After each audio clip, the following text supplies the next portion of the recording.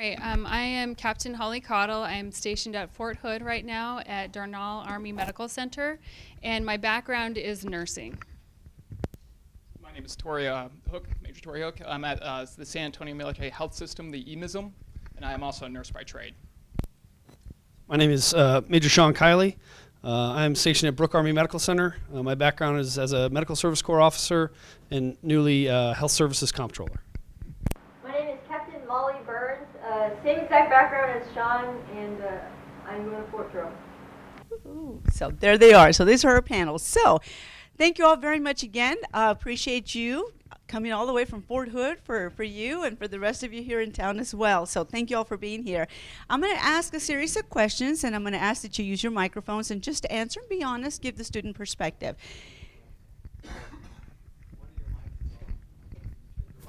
I just turned it on. Yes. Mine's on, but the Yep, not you're good. Okay. Okay, so I'm going to start with the very first question. So today, as I've mentioned earlier, we've all been discussing the residency year, and of course we've gotten the preceptors, have had a lot of conversation on how best to tailor your residency experience. But what I want to do is have you all share briefly what you did to prepare for your initial meeting with your preceptor. Okay, so to prepare for my initial meeting, I had actually been at Fort Hood before, so I was aware of the facility. I was familiar, but I did review in depth the preceptor packet, the residency manual, and to prepare also, I gathered information from the recent Jim Messy scores that I had received and picked out some strengths and weaknesses, so I was ready to talk to my preceptor. For my preparation, I had no idea what the EMISM was. Or what they did. So I actually had the opportunity to cyberstalk, one, my future preceptor, and two, the organization that I was joining. That way I understood what the mission was, who I was going to work for, and actually had a few talking points to ask when I had the opportunity to go meet with Colonel Bain at the time prior to starting my rotation. So for mine, similar to some of the others, I took a lot of time and read through the residency manual. I knew some of the residents that I was replacing, so I would talk to them, just kind of get the understanding and general feeling of who the preceptor was, what their focus was, how they ran their end of the preceptorship, and really I tried similar to Tori, as I was not only doing residency but also focusing on learning how to be a comptroller, tried to understand a little bit more of what that meant within the realm of Army healthcare. For Sean and I, this was our first year in the hospital. So in preparation for my preceptor meeting, I really wanted to take some quiet time and think about what I wanted to get out of the year. And for me, I really wanted to spend some deliberate, contemplative time in order to clearly communicate what I wanted to get out of the year. I also wanted to make sure that I got across to my preceptor where I was at personally with my life in order to make that relationship with them. Because for me, this year was as much about learning about healthcare, being a healthcare executive, as it was growing as an Army officer and an individual. Wow. Thank you so much. Thank you, all of you. Okay, so what I'm going to do now is, just for the sake of time, I'm going to actually throw questions out there, and I'm going to tell you up front who I'm going to ask the question to. But then if the rest of you have anything else that you want to add, by all means, jump in there. So I'm going to start out with Sean and Holly. This one's for you. So we've talked a lot about this morning about the residency plan. They've actually played around with the bear a little bit, so that was good. And we talked about how important it is to tailor that residency experience to support your competency development. So can you just give us a little example of how you and your preceptor actually did that? How did you, decide how you were going to tailor your experience for the year? So we looked at the end of the year bear to look at how I was assessed on the bear through the competencies, but also, again, a little unique. We decided to tailor the residency based on the deputies. So we're under the helo structure, so there's a number of different deputies. But because of the time of the year when we started the residency around July, also trying to learn how to be a comptroller, we decided to go through the administrative sections first and really focus on resource management and budget as we had to close out the fiscal year. So we started with the administrative portions first, and then from there we went to the different clinical clinical department. So those that were within the Department of Medicine, those within the Department of Surgery, or the Deputy Commander for Surgical Services, that's how we aligned and arrayed our residency. Mine was semi-similar to that, but so I don't want to repeat what he just said. I did also discuss with my preceptor the fact that my background's in nursing, it's not in admin, and I know one of my weakest subjects was finance. So they assigned me 2 weeks in the resource management office in order to kind of familiarize myself and get a better idea of that financial planning. So I think that helped me grow a lot more and have a better understanding of my role, of my future role, and how it ties into finances. And we built our residency program through our weekly meetings. We would usually meet weekly in order to kind of develop that. And if we saw, a place where I thought I probably needed to go back or maybe shorten a little bit, we would have those discussions as well. Great. Thank you all very much. Any questions from the audience right now? All right, I'm going to continue then with the ones I have here. Let me see. Who am I going to throw this one to? So, Tori and Sean, this one's for you. So this morning, we spent some time with the residency manual. I've already told him to earmark, that one page that has all the deliverables on there, because there are quite a few deliverables throughout the residency year. So I just wanted you to share with them what you did to make sure that you met all the required timelines for the entire year. So any suggestions, ideas on how you approach that? So Sean's going to have the same answer as I, because we already discussed it earlier. The truth is it's pretty scripted. The resident manual lays it out exactly what needs to be done and when you need to do it. So when you do your residency plan, literally I just created an additional column on that and inserted all the requirements that are due throughout the year. And then on top of it, that's provided to the preceptor. And so my preceptor was tracking everything I had to do, and when I meet with him weekly, for the next 2 or 3 weeks, he would actually say, hey, how are you doing on this, this, and this? So one, I was already tracking it with my plan and on my Outlook calendar, and two, I had my boss questioning me, making sure that I was also following what I had written down. So it was pretty easy. Very, very similar. So we, as residents, we would attend the section's weekly sync weekly meeting, so the Resource Management Division meeting where all the branch chiefs would come and brief the resource manager. So as interns, we would go, as residents, we would go and then brief our preceptor on what was coming up that week and the next week, and then that would then foster discussion after the rest of the staff left. With respect to the bear, if it was the bear being due, then we would discuss, competencies and what we accomplished. If it was upcoming residencies, then we would discuss the upcoming residencies and get some pointed questions that he wanted us to ask that really informed our rotation, which I feel like was very important. We didn't show up to the Department of Surgery and said, hey, we're administrators, show us what you want to, show us something. We had very pointed questions. We understood what we needed to take out of it from an administrative standpoint. So that weekly sync coupled with the residency plan with all the dates overlaid onto it made it very easy to hit all the deliverables. Great, thank you. Molly, Tori, this one's for you. We've had a lot of conversation today about portfolio projects, okay? So I'd like for you to share with the audience today how you selected your portfolio projects. So Molly, I'll start with you. For me, the selection of portfolio projects was probably my number one biggest challenge of the year. I was fortunate enough to have one of the members from my board who works at BAMC.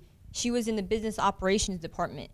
She reached out to me and said, we have an opportunity while we are conducting the performance planning that I think would be a good Baylor project.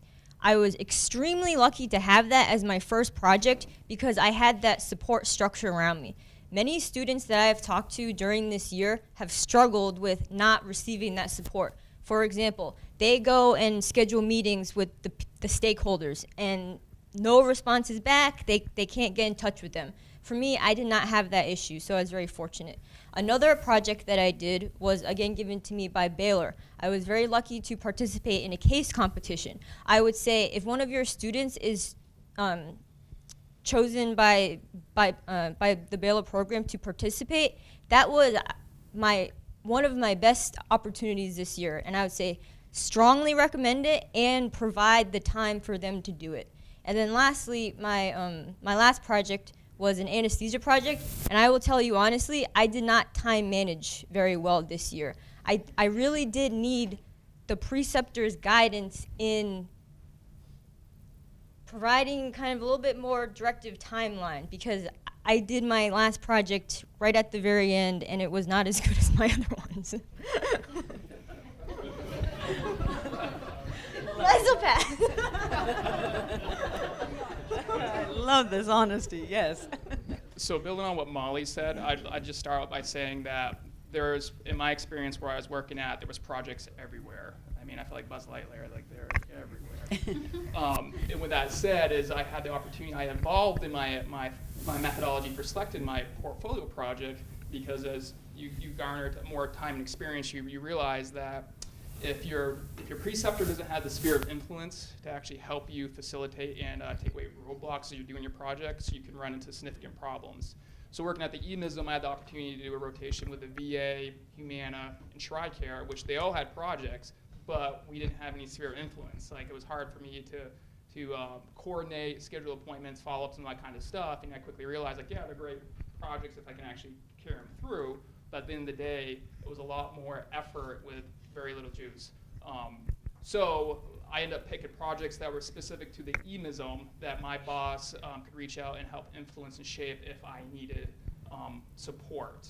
And then that way also gave me a bigger bang for my buck too. When I was actually doing things, I had significant impact on market-wide solutions, despite Sean's statement about market-wide efforts. And I guess I'll end there. Good. Okay, thanks. We also talked a lot about best practices. And this is a really important one, because this is where we leverage what's happening in the field, and we try to bring it back into our enterprise. So I'd like for each one of you to briefly describe how you ended up selecting your best practice, and maybe tell us a little bit about what it actually was. So, Holly? So every rotation I did as a student, I would ask, what do you guys feel like your best practice is for your section? And I would end up writing those things down and kind of, looking through and seeing if it met the Baylor, definition of a best practice model. There was one in particular that used workflow analysis and time management or time studies that was perfect and fit right into what Baylor does. And it was basically, we had our lab wait times, people going in to get their labs drawn. Some people were waiting up to 3 hours, and it's a ridiculous amount of time. So what the section chief did was he did an analysis, found out where all the bottlenecks were, and eliminated them, and actually cut that time down to 5 minutes. So it's actually been a great project. So one thing that I did a little differently than what was recommended for the residents was I actually was looking for my best practice up front, because I think the best practice is due later in the year. But I already had the mentality that as soon as I came across something that I was gung-ho about, I was going to pick that and proceed. And it worked out great for me, because I actually found my best practice within like the first 2 weeks. Work at the EMISM, I got the opportunity to work with centralized booking, specifically focused on specialized care, specialty services. And as a result, it's a little slow in the beginning of the residency, so it actually was great for me to knock out my best practice in the first few weeks as I was learning the ropes, learning the culture, and actually figuring out my residency plan. So my thing is, one, picking something that I truly believed in, and two, not waiting 3/4 of the way into the year to actually to start to complete the project. Excuse me, mine was pretty simple. Every time I sat down at my desk, my best practice stared me in the face. So my best practice was an internal advertising campaign focused on G-code readiness. So not to get too deep into it, but everything this year for us, at least for me as an administrative resident, really has had an underpinning of readiness and what that means going forward. And for those that may not be familiar, how we as a military medical system are different than a civilian system, and what is our military job? How does our military job pull us away from direct health care?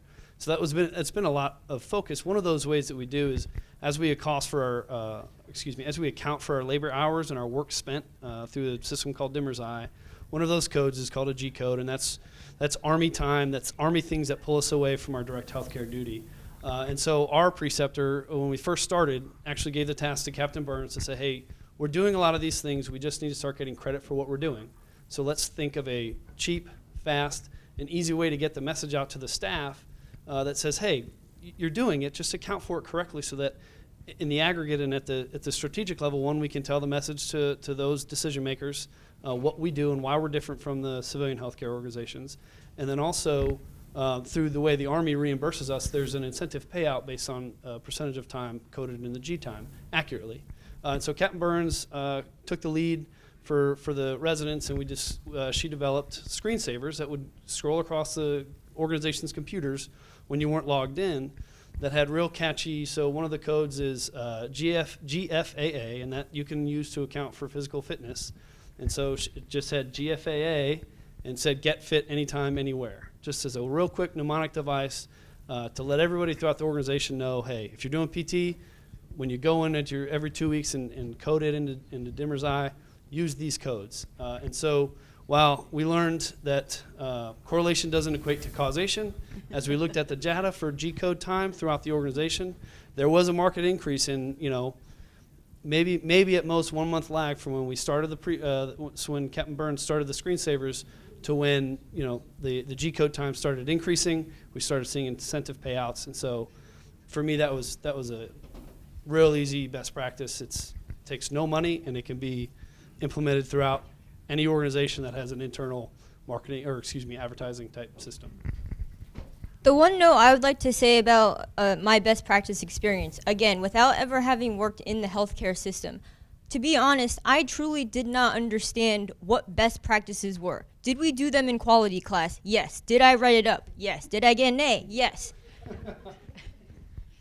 When we have these assignments to write up 3 projects and 1 best practice, I'm like, okay, I'm just going to write this up. Did I truly understand why I was writing it up? I think it would have been helpful for someone who's never been in healthcare, maybe have a discussion with the preceptor. We have a lot of great things going on in this organization. Let's pick one, you write it up, and let's showcase that, and maybe it will get selected to be blasted out to external organizations. I think if maybe I had that discussion before going into just, I need to do a best practice, I think maybe I would have went into it with a better attitude. With that being said, I did a best practice on the multi-D tracer teams because our organization was undergoing joint commission. They're actually there right now. It was hugely frustrating because my preceptor had said, this is a great best practice. I go to the quality team, joint commission team, they say, this isn't a best practice. From my perspective, it's very confusing. So, again,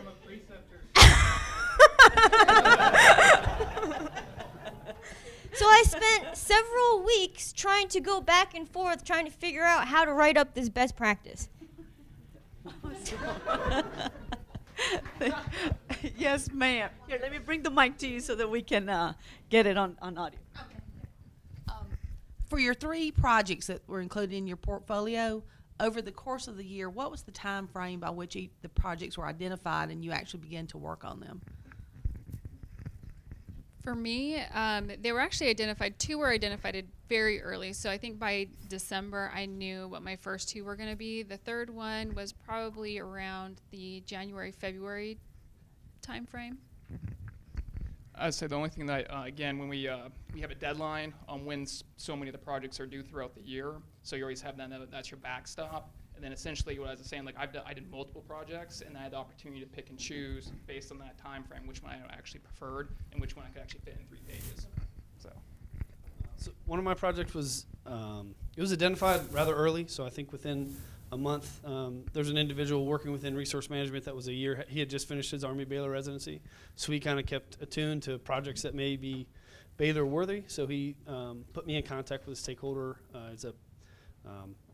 He ran the PA. There's a PA general surgery program that we run at PAMC, Doctor of Science of General Surgery. So that was identified relatively early, probably August timeframe. The next one didn't really materialize probably until I would want to say the January, February timeframe, and that had to do with just a tasking that my preceptor had. He wanted me to go work with the GME department because they were having issues.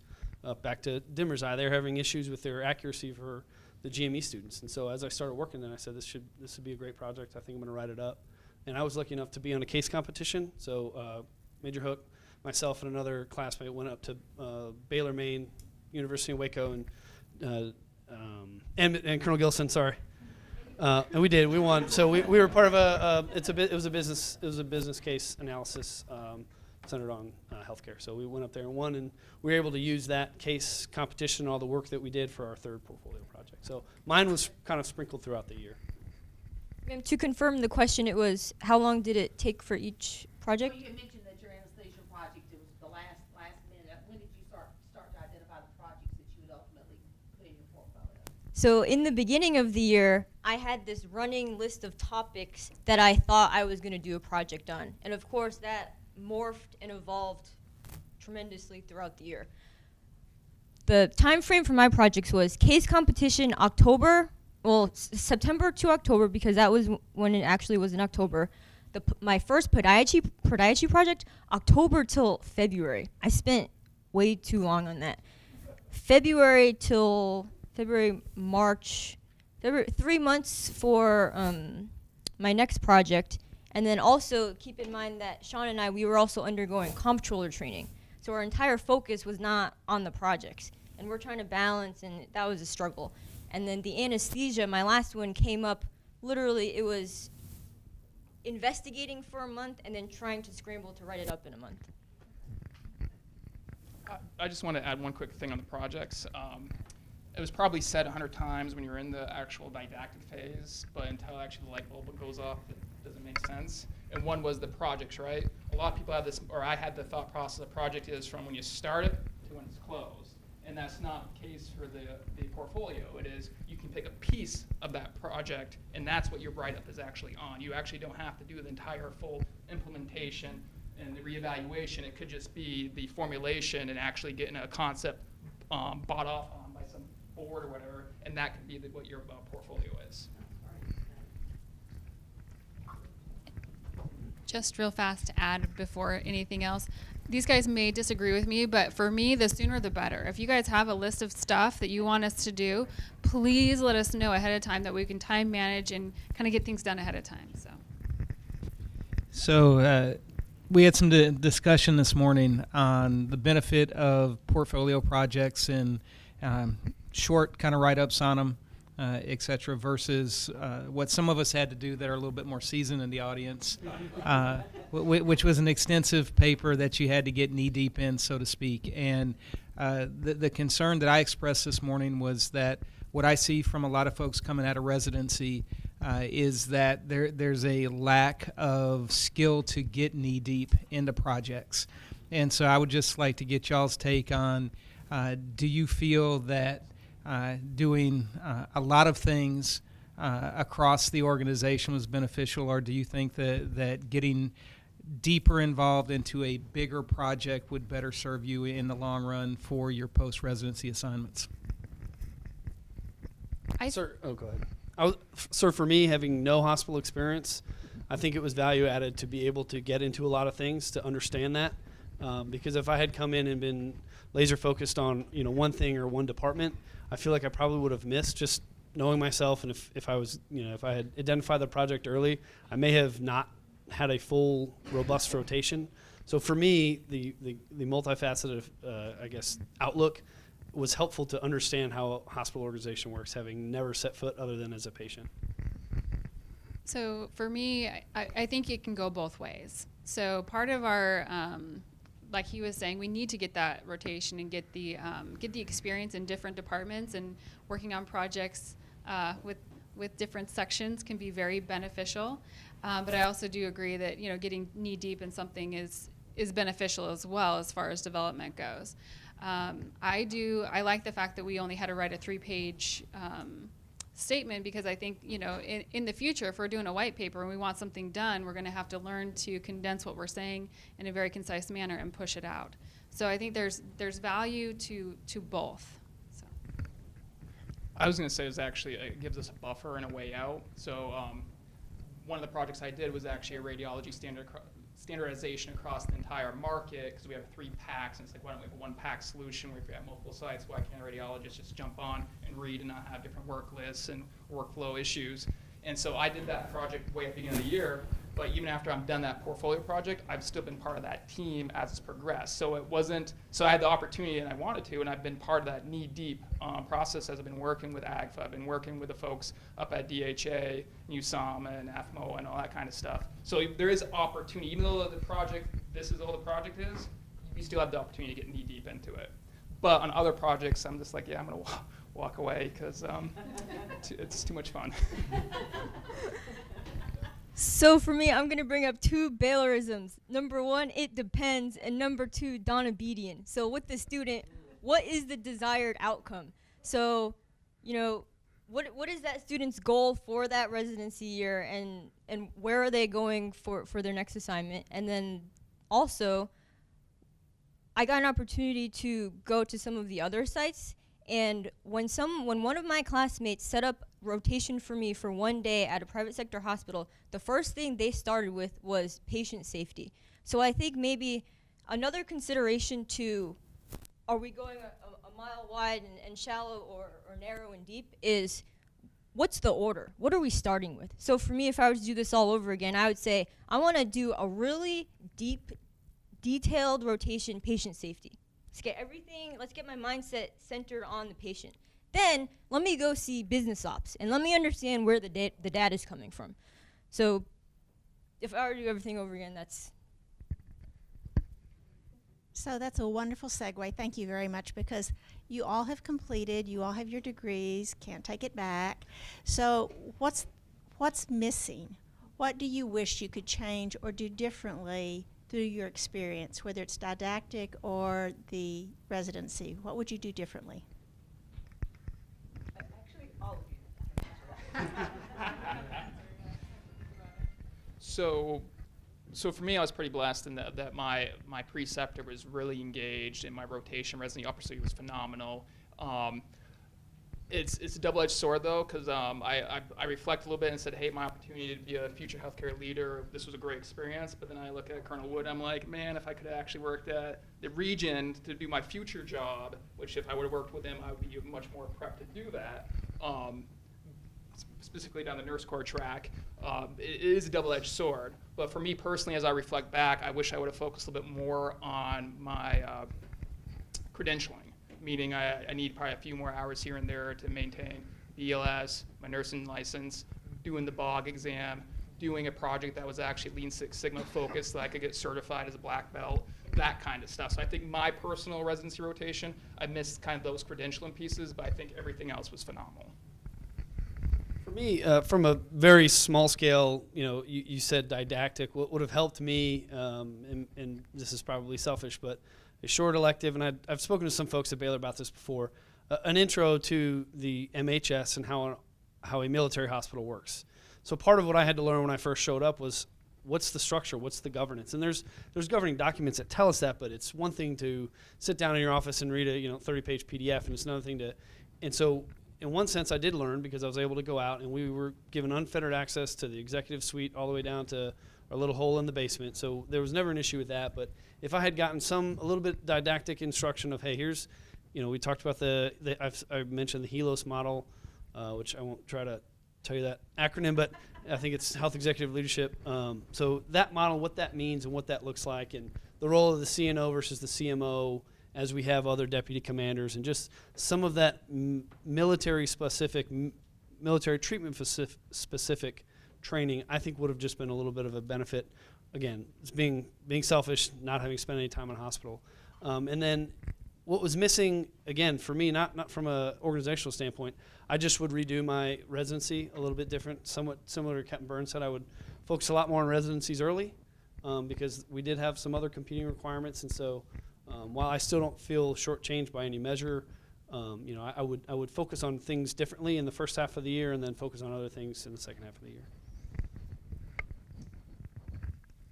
For me, I think the number one personally for me that I would change is I would have just relaxed. I spent the entire year trying to learn everything and write everything down. And I think if I had just relaxed and I had that strategic leader telling me everything's going to be okay, just go through these rotations, pick up what listen to what they're saying, and just think about it and absorb and reflect. And I think I possibly would have retained a little bit more.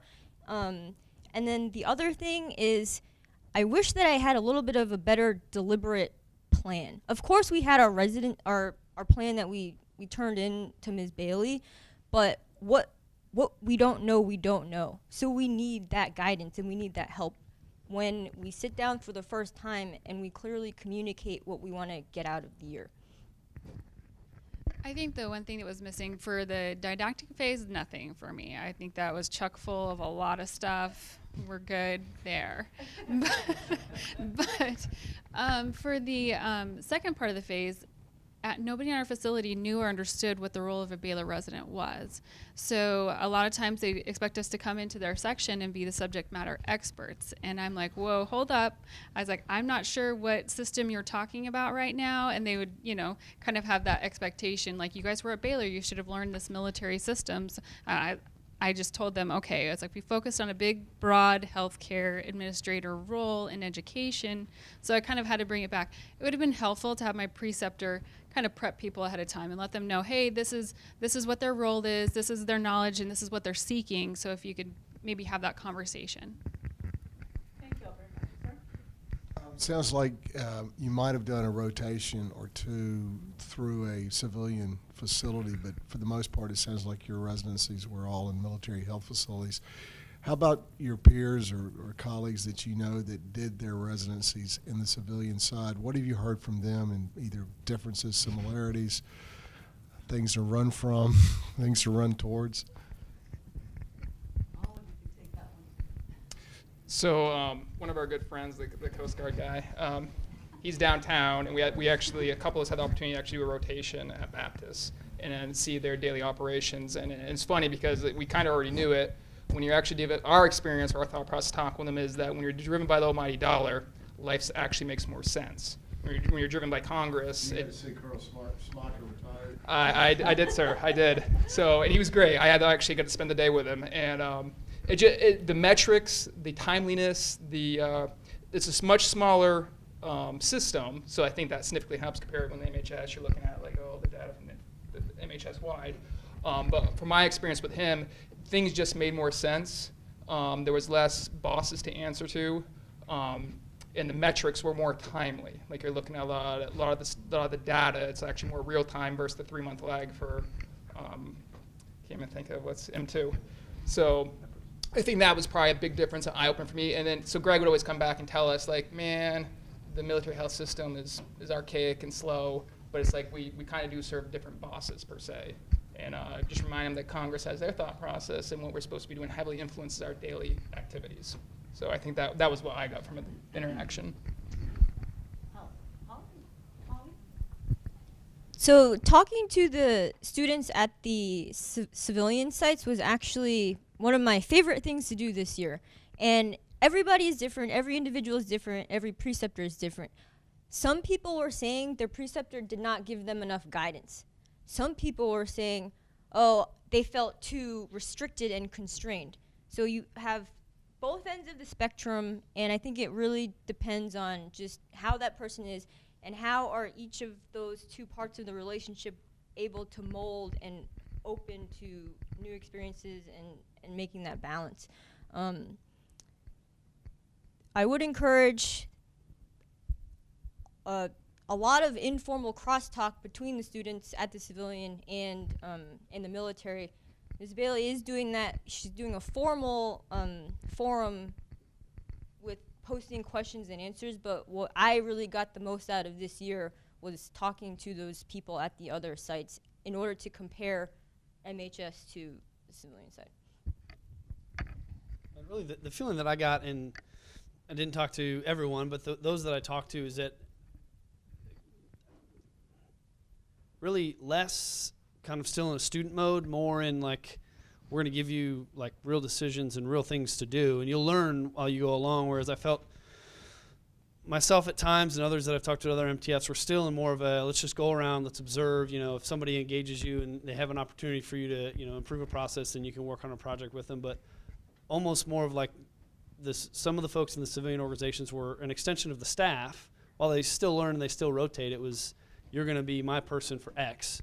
Whereas I felt sometimes we were still, or at least I was still, in a more, receive mode, be quiet, take notes, ask pointed questions, but less of, we were still given tasks. We were still given projects outside what we wrote up in our portfolio. So I don't want to say that I was just still a sheltered little, resident, but it just, the feeling that I get was that they were given a little bit more, maybe autonomy, maybe it was autonomy, or maybe just an extension of the staff that had opportunities to lead in addition to learn.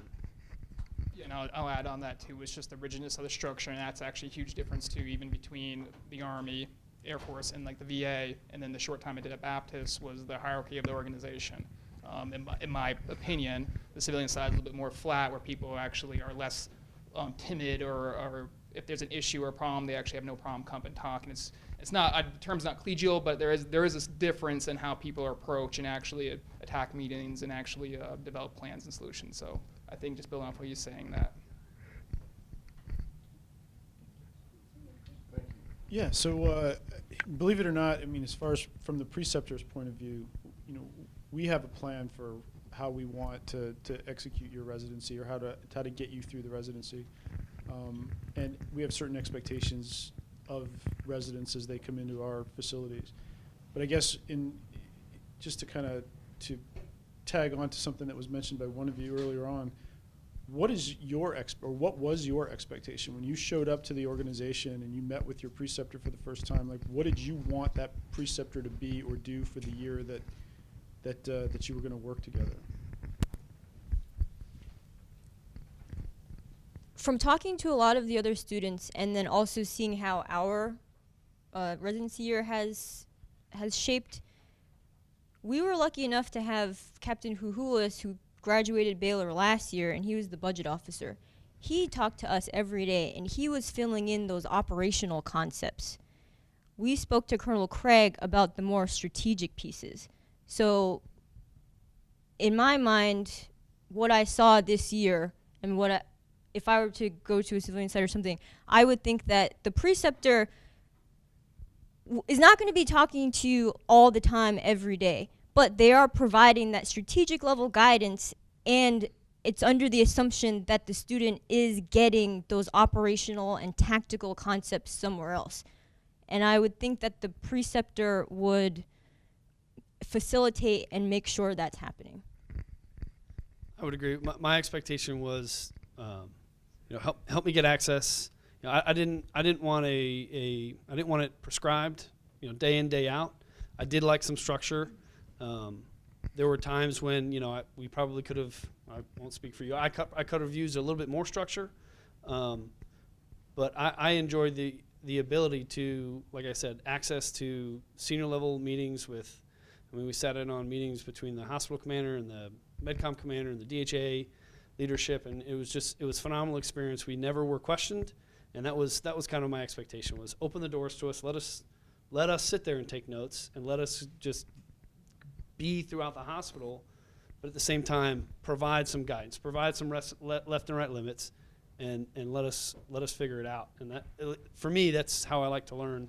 I don't want everything told to me, but I do need, like she said, there are things I don't know what I don't know, and so I need some of that, some guidance, but not so much that I feel like I'm reporting to you every day on my daily tasks. So this goes for the academic advisor too. It was access. I have totally appreciated the autonomy I was giving and the leeway that I could do anything and everything I wanted. But when I had questions or concerns, I had access to not only my preceptor but my academic advisor. And I think it was awesome the day I showed up with Colonel Bain with literally like 2 pages full of questions, and I sat there and discussed and went over like a 2-hour time period. And I get you can't do that every day, but just knowing that if he has the time and availability, the access to him to give that strategic guidance, to give his thoughts or input, or to even to turn me around and march me the correct direction, that was for me what was needed for my residency. Yeah, for me, my expectation of my preceptor was, I need you to open the door for me to get to the different sections, different meetings, but also, like I said before, explain my role so that there's no confusion in what I'm doing there and what my purpose is. So those 2 things were my biggest expectations. Thanks for your candid responses to these various questions. You've given us a lot of good information. Do all of you have residents going to your sites next year? Not for me, ma'am, no. Not for myself, no. I've got one. Okay, so I guess the question then, even if you don't, is what would be the number one piece of guidance you would give to your resident, the follow-on resident going to your sites? Number one. Get your projects early.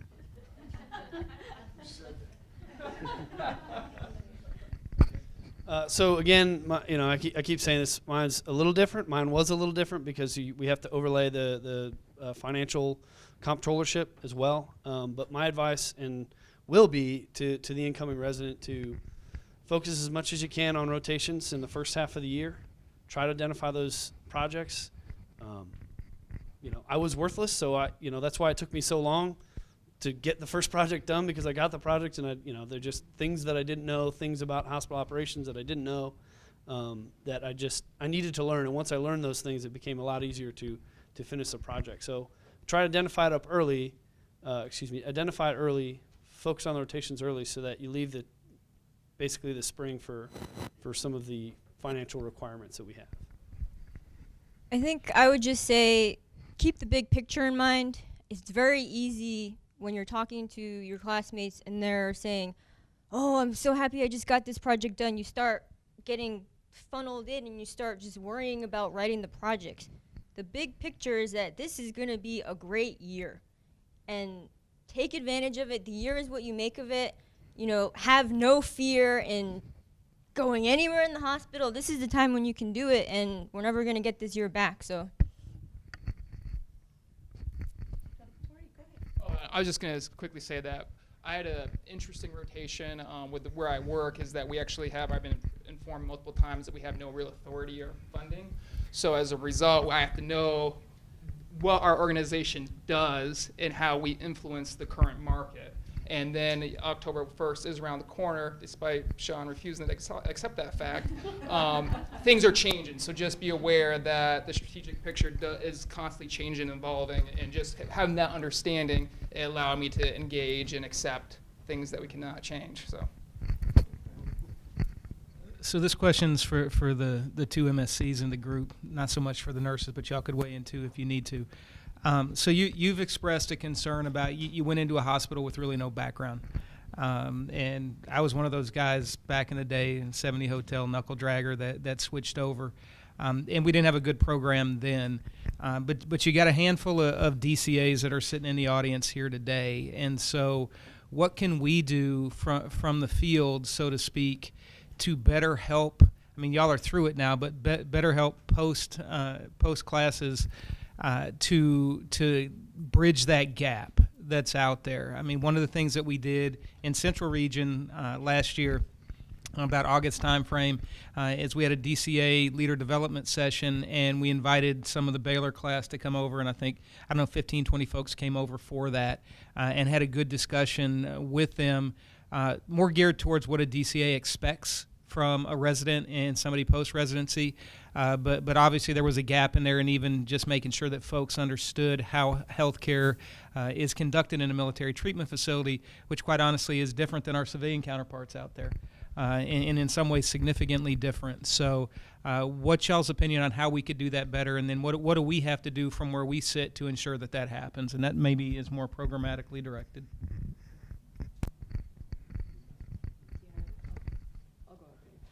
Sir, so from a when we show up, we had a phenomenal DCA. He wasn't our preceptor, but if he saw us, he took the time to sit down and speak with us. I think what you already mentioned, the DCA conference, if that is something that can be sustained, that sounds like something that would have been helpful. Just the expectations.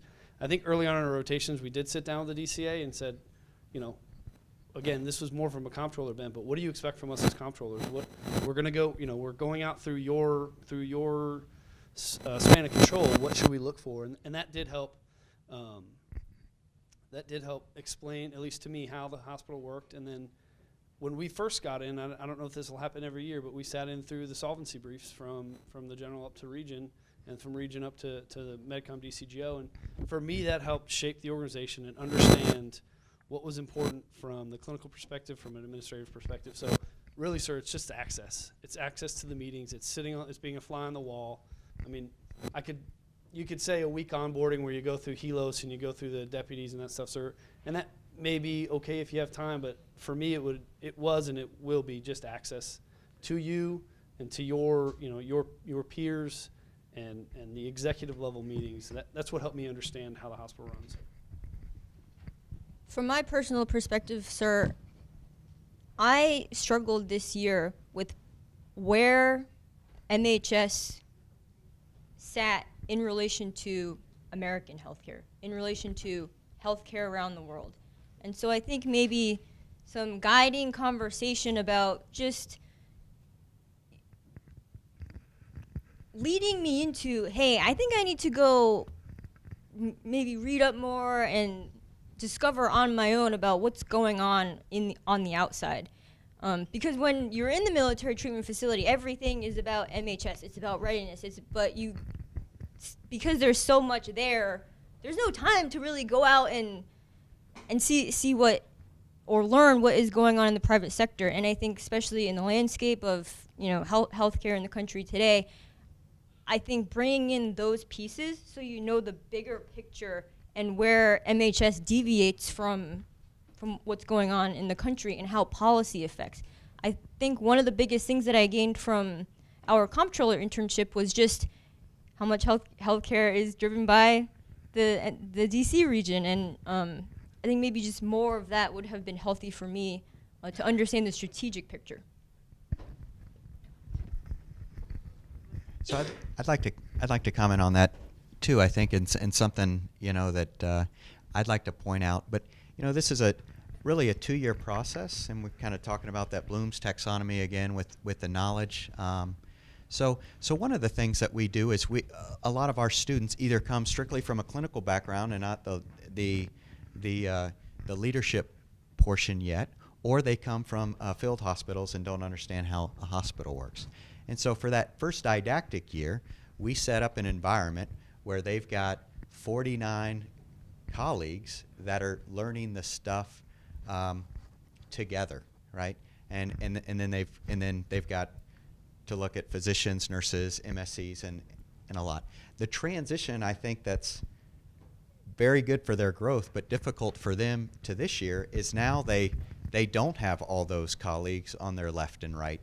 And so we've tried to set up a little more, to help them reach out. So of course these 4 here are all in San Antonio, or we've let them work electronically through our Canvas. But the thing is now they're more independent, and so they're just doing that transition to be more independent. And to answer your question, I think, Molly, next year is when you arrive at Fort Drum, you've already got that degree, and now you're the expert for all those eyes. And so all those lessons learned that you have of, you've got a great feeling now. You're the one that they're going to talk to instead of the old gray hairs in the room, right? To how to mentor and develop them. What you missed out on when the preceptors were speaking about a little early is this healthcare really is lifelong learning, and so they continue to have to build their craft. And so self-development is a big piece. I think, and I'm going to put a plug in for it, a lot of it is the alumni network. So tomorrow evening, that's really what, there's a great benefit from all the experts getting in the room and sharing good ideas and building being collegial and building relationships that help when work happens. And then even getting involved in professional organizations, whether it be like an ACHE or a Silver Caduceus Society, which is a military-specific medical service corps thing. So I think doing all those sorts of things will help in the continued development. But a lot of them is filling in all these gaps on these positions or in these stages of our career, because most of us have gone through it and reaching out and helping to mentor and develop or be mentors and to help develop others. We have one final question from the audience, then we'll close. Thanks. You mentioned some of the experiences outside the MHS. Did you get involved in some of the ACHE local chapters or some of the community forums? Like in El Paso, we've got kind of a healthcare forum where different representatives from different hospitals and healthcare systems and some of the local legislators all get together and discuss some of the healthcare issues for the area. Did you all have opportunities to get involved in that in your local area? Yes, sir. I've attended 2 of our local events so far. I'm hoping to attend more, but yes, we've had that opportunity. So during our didactic year, sir, we actually, most of us, if not all of us, became ACHA members. So we're on the Outlook or the email blast. I think I was able to attend 3 or 4 of the functions this last year to meet requirements to talk those issues, and 3 prep for the bog. So. I wasn't actually able to go, but there is in the city. There's and I mess up the name if I told you, but it's basically the Federal Healthcare Consortium with VA, the Air Force, the Army, and so that was always made available. I yet to go. I still plan to go. I still have a few weeks left to my residency, but I've always thought that would be a great opportunity just to see again at the executive level as we look intra-department and inter-department. I think that would be a great opportunity. For me, my 2 most memorable experiences from this year regarding outside of the MHS was, number 1, I volunteered at a hospice. That really brought me into some bad neighborhoods, and that was very eye-opening to me. And then also, Colonel Jones gave me the opportunity to work on the case competition for NASI. And I don't know, does anybody have heard of NASI? So it's a community that really spearheads and encourages providing care for the underserved. And so the conference that I went to, very diverse, and the speeches that they're having is about access. And when you think about their access that they're talking about and MHS's access that we're talking about is very different. And it was just, for me, in the beginning of the year, it was extremely broadening. So. Thank you. Okay, I'm going to have one final question for you, all right? And actually, it's more of sharing some wisdom. Your final thoughts. You have an audience of preceptors getting ready to go out there. What would you say to them would be your top 2 priorities as they welcome their new resident there in regards to orientation? Throw that one out there, huh? I'll answer. For me, I think part of the orientation is meeting the other leaders in charge of different sections. I would say, the deputies, military speak, but just for the civilian sector, just introduce them to who's in charge and kind of let them know what they're there, why they're there, what they're there for. I guess I had the opportunity to establish a relationship with Colonel Bain before I even started my residency. I sat down for an hour and a half with him and built a foundation of trust and mentorship from that very first meeting. And then he was able to provide access to himself, but then as these guys have said, opening the doors. He sent out an email blast to the entire San Antonio market for me that said, hey, I have this Baylor resident, he's doing these rotations, X, Y, Z, can I get an assist? And they all responded back, and that's how I had the opportunity to do all these different rotations, was from him opening that door for me. Yeah, we had someone that had just graduated residency, so with respect to onboarding, paving the way for, especially, I can't speak to civilian organizations, but just the monotony of getting the access, getting the computer access, getting the badges. So we had that all laid out. I mean, I felt like it was an onboarding, like a more traditional, comprehensive onboarding. And then I have to echo, I'll say it all day, just the access to you and your ability to create access to the rest of the executive leadership, and then from then on down, the rest of the hospital leadership, I think is vital. I'm going to take it to our organizational behavior class. Getting to know each other and establishing trust. Thank you. Holly, Tori, Sean, Molly, thank you so very, very much for providing the student perspective for our audience this afternoon. Ladies and gentlemen, there are no words to tell you how proud we are of our students and what a wonderful example you all have provided for our preceptors on the type of resident they're about to receive. So truly thank you. And I have to highlight, Holly and Molly are both my advisees, and I am just beyond proud, beyond proud. So Thank you all very, very much. Round of applause for our students.